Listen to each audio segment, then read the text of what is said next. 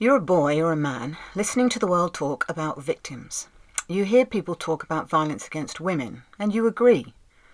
You hear people talk about sexual assault, and you agree. You hear people talk about domestic abuse, and of course you agree. Because hurting people is wrong. We know this. Abusing power is wrong. We know this too.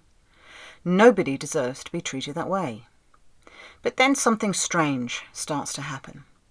The conversation stops being about abusers and starts becoming about men. Not some men, not abusive men, just men. You hear phrases like, men are dangerous, men are the problem, men are predators. People nod, and sometimes they even laugh. Sometimes they say nothing at all, and they just sit there. So you sit there, quietly, because you're a man. But you're not an abuser. You've never hurt anyone. You've never forced anyone. You've never controlled anyone. And you've never frightened anyone. In fact, what people don't know is you were the one who was hurt. You were the one, perhaps, who was abused. You were the one who maybe was assaulted, or maybe you were frightened. But nobody knows that. Because when people talk about men, they aren't seeing you.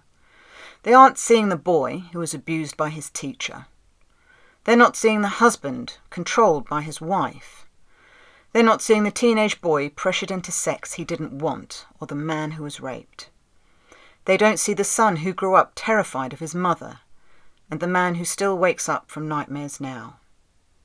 They just see men.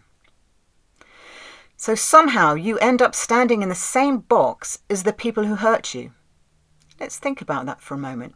A male victim can spend years suffering because of what another person did to him, then walk into another conversation and hear people condemn him for sharing the same sex as his abuser. How is that justice? How is that compassion? How is that helping victims? Now, of course, women have suffered and women deserve support. And women deserve, like anyone, to be heard. But recognising one group of victims should never require us to ignore the other. Abuse is not a male trait. Cruelty is not a male trait. And violence is not a male trait. They are human behaviours committed by a group of human beings. And the moment we stop seeing people as individuals, we stop seeing victims too.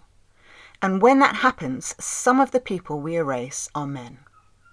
Maybe we don't need less compassion for women. Maybe we need enough compassion for everyone.